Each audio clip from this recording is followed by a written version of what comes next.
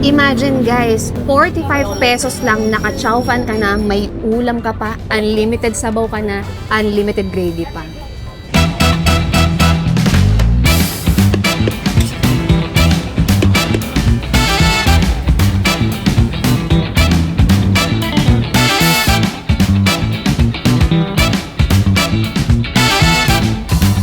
Kauna-unahang nagtinda ng footlong dito sa may labas ng SM San Lazaro. Kasabay nilang nagbukas yung SM San Lazaro daw. 2008. Super excited na akong matry ang mga ito. Kaya naman ano pang inaantay natin guys? Huwag na natin patagalin. I-try na natin!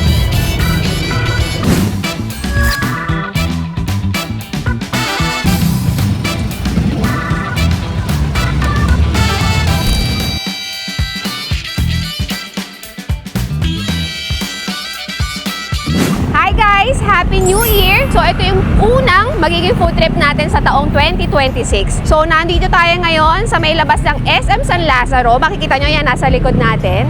So nandito tayo sa kahabaan ng Herrera Street, yung mga OG na food tripan dito. Matagal na to guys, bago pa nagka-Fusion Alley. Pero kahit konti lang yung food tripan dito, hindi kagaya ng Fusion Alley. Ito kasi matagal na talaga. So maraming kumakain dito mga residente, mga nagtatrabaho sa SM San Lazaro. Dinadayo din to kasi marami talagang kainan. Actually, na-vlog na natin to dati pa. 2 years na siguro yon. Ngayon, nagbabalik tayo ulit. Marami na rin nag-feature na itong mga vloggers. Marami na rin nakapunta dito, mga nakadayo. So excited na ako kasi unang food trip natin ng taong 2026. Kaya tara, simulan na natin, samahan nyo ako sa food trip natin ngayon. Let's go!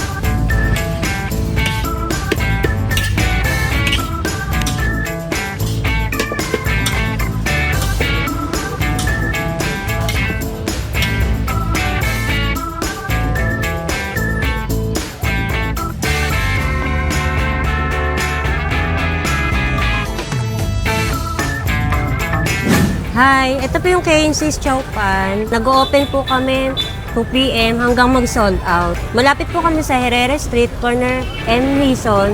Malapit po sa SM San Lazaro. Magto 2 years na po kami dito sa may Herrera. Magto 2 years na rin po yung Chow Pan namin. Kaya po itong Chow Pan yung napili kong i-business kasi pumilig po ako sa fried rice.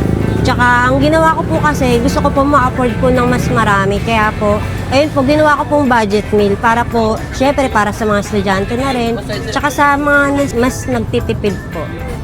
So ito na yung first stop natin. Nandito tayo ngayon sa KNZ Chow Fan. Ito yung pinakakauna-una nakita ko na sulit. May rice ka na, may ulam ka pa.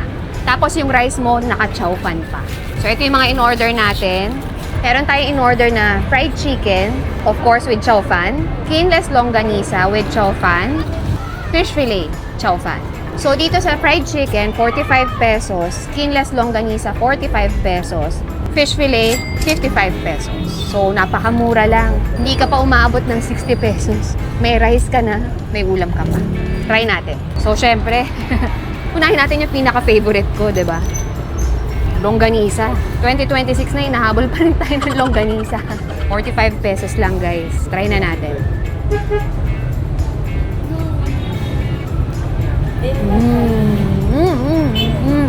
Yung type ko na longganisa. Manamis-namis. Gusto ko dito, highlight ko lang Ito, alam niyo yung medyo may mga toasted part, tapos ang lambot ng loob. Yun yung gusto ko sa longganisa. Tapos alam niyo yung may mga toasted part yung may mga crunchy, crispy outside. Hindi ka lugi. Para sa 45 pesos, may dalawang ulam ka, may sahog pa, pati yung kanin mo. So pagdating sa chow fan nila, tignan nyo. May green peas, may carrots, may kasama pang egg, and of course, corn. Actually, pagka longganisa, gusto ko sana suka, pero ang nilalagay daw nila dito, ketchup. Pero sige, ketchup lagay natin. Yan. Oh.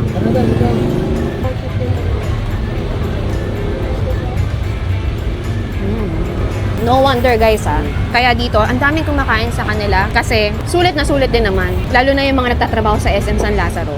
Dito yung mga gusto nilang kinakainan. Kasi sulit naman din talaga. May 50 pesos ka lang dito, busog na busog ka na. May free soup pa, unlimited yan. Basta nag-order ka sa kanila ng chow fan with toppings, unlimited soup.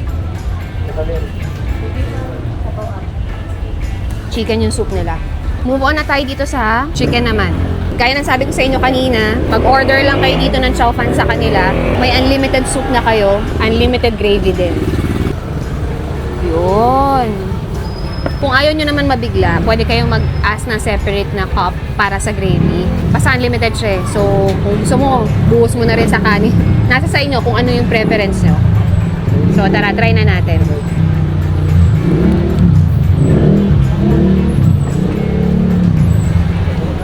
Ang init. Para sa 45 pesos guys, grabe Yung chicken nila, malasa. Ang ganda ng pagkakaluto kasi crunchy yung balat. Malambot yung loob. Tapos mainit-init pa pag sinerve sa'yo. Kaya masarap yung kain mo.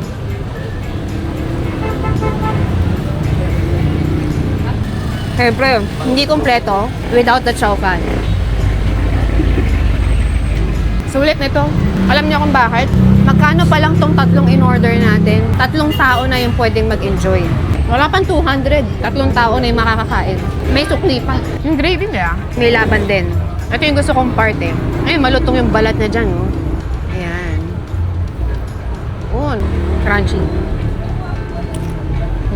Sarap. Baka sabihin nyo na naman, lahat na lang masarap. Value for money ang pinag-uusapan natin dito. At decent yung food. Tsaka para sa price, talagang masarap siya. Move on na tayo sa pangatlong pagkain dito sa may fish fillet na 55 pesos. So again remind you guys, itong dalawang in-order natin, 45 pesos. Dito, 55 pesos. Tingnan nyo naman yung 55 pesos nila. May chow fan ka na, may 3 fish fillet ka pa. Bago ang lahat, buklatin muna natin. Yan. Dory daw yung gamit nila dito. Let's go. So, ang bagay na sauce daw dito, garlic mayo. So, lagyan na natin. Yan. Let's go.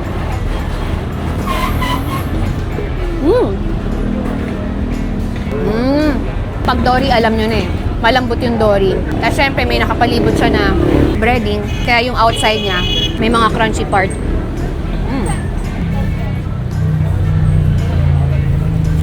Another sulit. Actually, lahat naman na in-order natin dito sulit. Marami pa kayong pwede pagpilian dito. Meron silang maling, meron silang Hungarian, merong pork chop, may liempo, meron silang tender juicy hotdog, may siomai din. Nasa sa inyo kung anong gusto nyo i-partner sa chow fan nila. Tapos, yung chow fan nila, kung gusto nyo mag-additional, 20 pesos. Pero pwede rin namang plain rice, 12 pesos. Lagyan natin ulit. Lahatin na natin to. Let's go. Sulit na sulit, busog na busog ka pa. Tiyak na aalis kang masaya dito. Babalik ka sa trabaho mo or uuwi ka sa inyo na masaya. Hindi ka lugi kasi panalo naman yung kakainin mo. Hindi ka talo.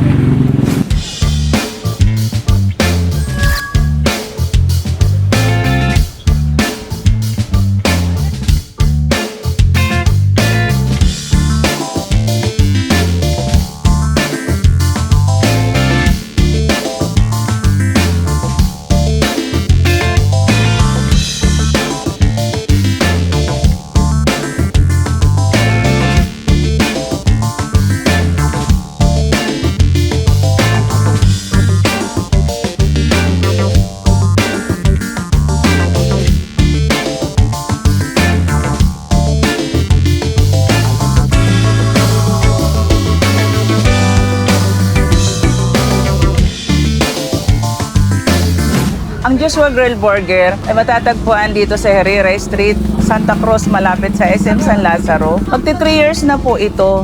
May 3 branches na po ito. Sa isa sa Nipa Balot, isa sa Gagalangin, Tondo, Manila. Sa ngayon may mga naidagdag po kami. May buy one take one din po kami sa Putlong. Sa Hungarian Rice and Egg, Hungarian Cheesy Overload. May mga buy one take one din po kami pagdating sa mga sausages. Sa mga hindi pa po nakakaalam, itry nyo na po. Plain masarap lang po ito. Homemade po ito. Kayang-kayang kainin ng mga senior citizen dahil tumutulo po ang mantika nito. So healthy po ito para sa lahat ng mga conscious po. So, pangalawang stop natin guys, dito tayo sa Flame Grilled Street Burger nila.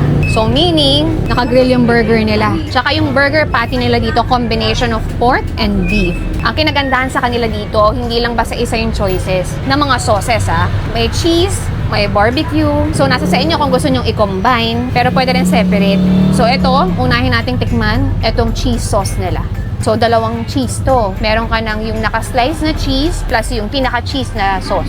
So, itong burger nila, nagsa-start sila maglagay ng, of course, yung pinaka-patty. Ayan yung patty. In fairness, manipis yung patty nila pero malaki naman. Lagpas sa pinaka-bun. Tapos yung kasunod na nilalagay nila, lettuce, tapos ketchup, mayo, then kung ano na yung in-order mo, kung cheese or barbecue. Yun lang yun. So itong price na in-order natin, single patty lang tong dalawa, pero 75 pesos each. So meron din silang double patty dito. Nasa sa inyo kung anong gusto nyo orderin. And ito yung kakagatan natin. Para kita nyo, may kasama ng patty, may lettuce, nandyan yung pinaka mga sauce niya. Try na natin. First bite. Medyo messy lang. Let's go.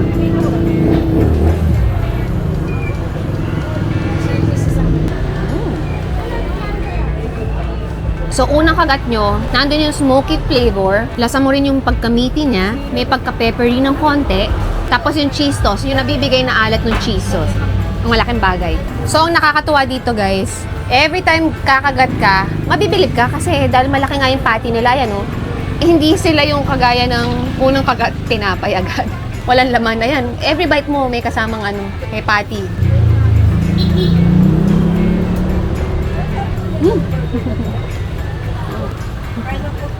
Isang pipino lang kasi nilalagay nila pero mahaba. Tapos pag natsyempohan mo yung pipino, nagdadagdag tamis kasi matamis yung pinaka pipino. Less guilt pa kasi hindi mamantika. Grill nila ginagawa yung patty.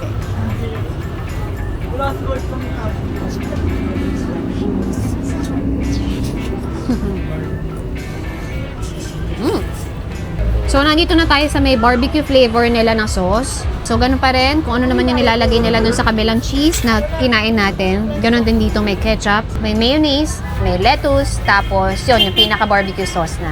So, ganun pa rin. Lagpas pa rin sa pinaka-bun or tinapay yung pinaka-patty nila. Kahit manipis. Is malaki. Enough naman din yung kapal niya. Kinagandaan nito, syempre pag grill, kagaya niyan kanina, kung makikita niyo yung niluluto. Kaya lasang-lasa niya yung pagka charcoal taste niya Smoky flavor niya. Dahil nga naka-grill siya. Tara, huwag na natin patagalin pa. Try na natin.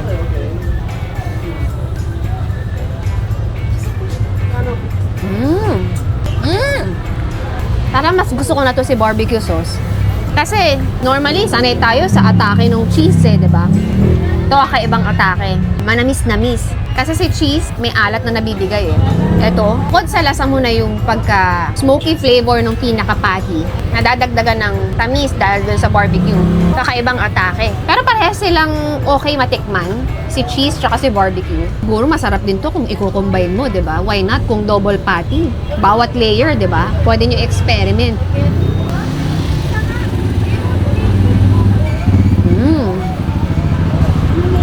Masarap pang kainin habang mainit-init. Alam ko marami na ring branch to Tanong natin Ate, hi ma'am! Ilang branch na po ito? 3 ma'am. May 3 branches na sila. I think yung iba, basta within Manila lang din Hindi ko sure kung yung iba sa Tondo. Masarap pa rin naman yung cheese nila, pero kasi para sa akin common na di ba? Yun yung typical na in-order natin with cheese talaga Para maiba naman. Barbecue sauce. Let's go!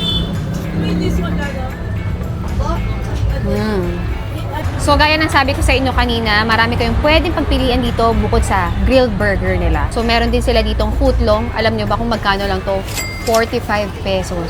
Kung iba buy one take one nyo to, 80 pesos.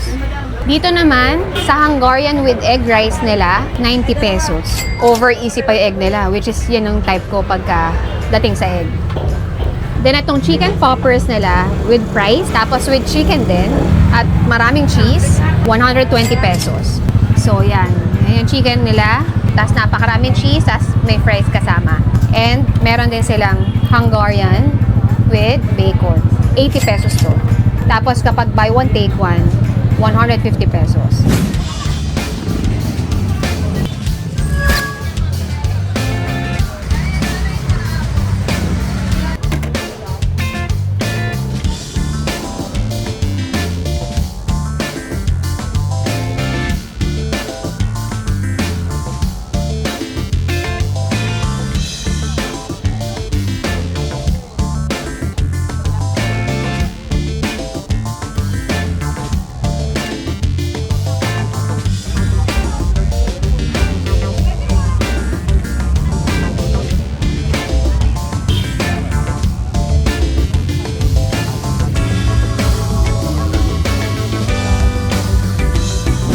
So guys, nandito na tayo sa pang third stop natin. Ito yung kauna-unahang nagtinda ng footlong dito sa may labas ng SM San Lazaro. Kasabay nilang nagbukas yung SM San Lazaro daw. 2008. 17 or 18 years na if I'm not mistaken. Kayo na bahala mag-calculate. So itong footlong nila, 40 pesos, single order. So kung gusto nyo ng buy one take one, 70 pesos. Isang mahaba. So ganun pa rin. Nilalagay nila dito, of course, yung mahabang bun. Tapos yung pinaka-footlong. Kasunod, yung mga shredded na cabbage, mayonnaise, ketchup, tapos grated cheese. Very simple. At hindi ka rin naman mag-expect ng too much dahil 40 pesos lang para sa napakahabang to. At ang dami ring nilalagay. Tsaka OG na sila dito. Sila yung kauna-una nag-footlong dito. Marami na lang din nag-footlong sa paligid pa. Kung ilang taon si SM San Lazaro, ganun yung edad nila. Try na natin. 40 pesos lang, no? Ang haba na nung itatry mo, busog na busog ka. Ewan ko na lang kung hindi ka pa mabusog. Pag ganito, naubos mo. Pwede, actually, kung may kasama ka, kung hindi ka naman ganun kalakas kumain, kalahatiin mo na lang to. Pwede naman sa kanila, pa-slice. Let's go.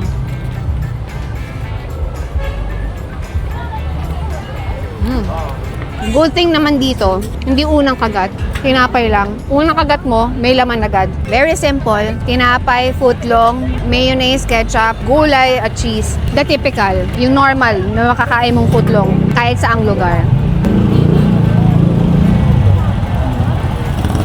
Yung cabbage kasi, since fresh siya na naka-slice, added texture siya. Talagang malutong every bite mo. Siya yung nagbibigay ng kakaiba sa kada kagat mo. Kasi malambot yung tinapay, yung hotdog malambot din. The rest ng sauce, di ba? Just the typical footlong. At 40 pesos lang. Pwede pang dalawa kayo maghati kung nagtitipid talaga kayo. So kung kasama mo yung jowa mo, same side, pwede kayong kumagat. Pero kung kaibigan, syempre magkabilang side, doon kayo kakagat, bala kayo, hindi kayo mag-aaway.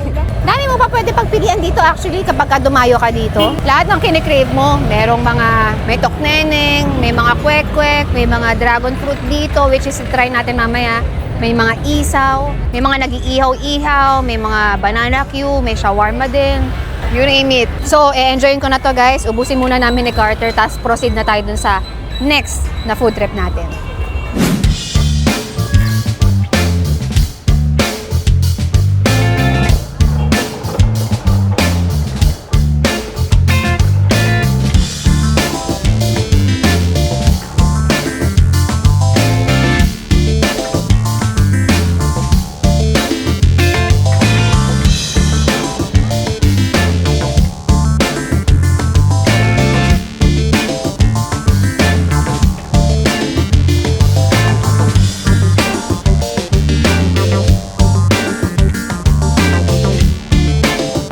Sobrang busog ko na guys. Ang dami na natin nakain. Magandang panghuli, pang finale natin. Meron tayong dragon fruit na nahanap dito. Marami pa silang ibang choices dyan. May mga buko, mango, avocado, dragon fruit para syempre mas colorful. Kit pa na mga straw nila, ang daming kulay.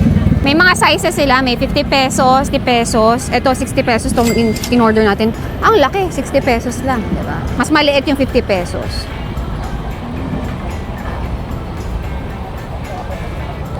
Very refreshing. Nandun yung asim at saka tamis ng timpla nila. Asim siguro nung pinaka dragon fruit.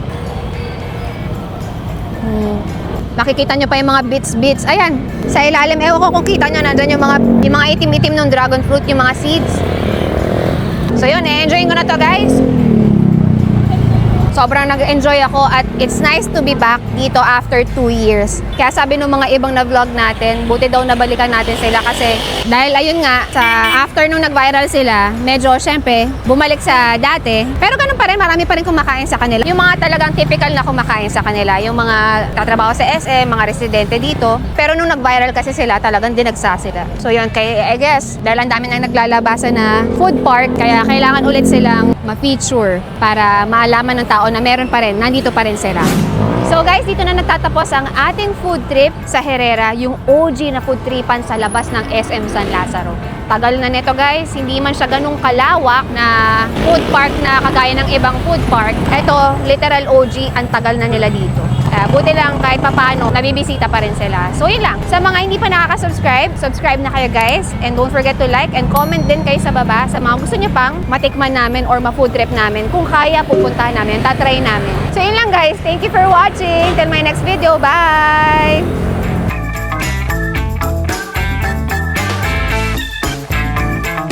Nag-feature na itong mga vloggers. Marami na rin nakapunta dito, mga nakadayo. Tama ba yun? Yan, itong malaking pinili natin, bulaklak.